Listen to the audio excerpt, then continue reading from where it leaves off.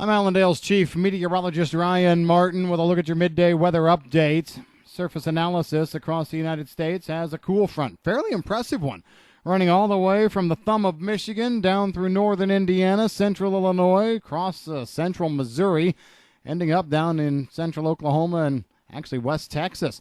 Very impressive front now.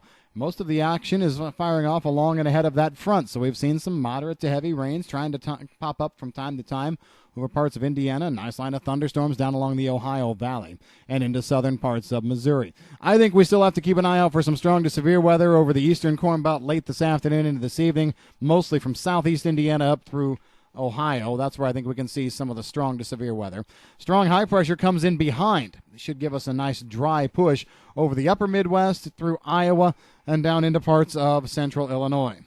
Now, going forward, we need to pay attention to where this frontal boundary kind of stalls out. My gut feeling is it stalls out near the Ohio River, meanders back through Missouri and into Texas. Watching the low that's near the Dallas-Fort Worth area very, very closely, I think it develops into its own little circulation and then ejects out up this old frontal boundary, bringing another round of moderate to heavy precipitation to Missouri and then on across Illinois, southern Illinois, Indiana, into Ohio. This likely happening from tomorrow right on through Thursday and into early Friday. I'm concerned that we could see some 2-inch or better rainfall totals in there and that we would have to see, just how big the spread is. Right now, I think I-70 and south is a good area to watch out over Missouri and Illinois as we go through tomorrow.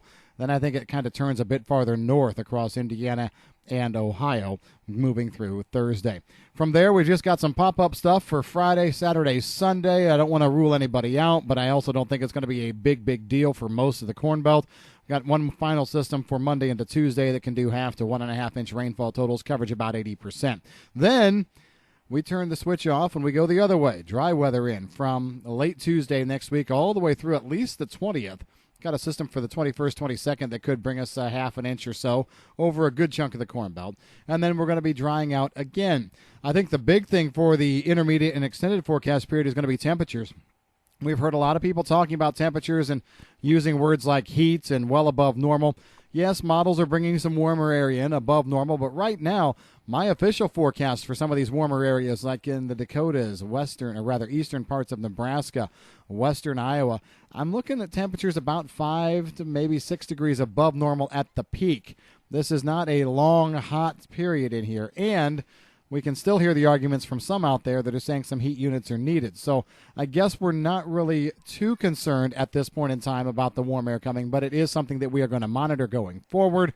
If we were to stretch this streak of warm air days to 6 or 7 with no rain, that could be an issue. Or the bigger thing is if the models actually increase the heat, and instead of being 4, 5, 6 degrees above normal, we're talking more like 10 degrees above normal, then we might have a story. So those are the things that we will be watching here going forward.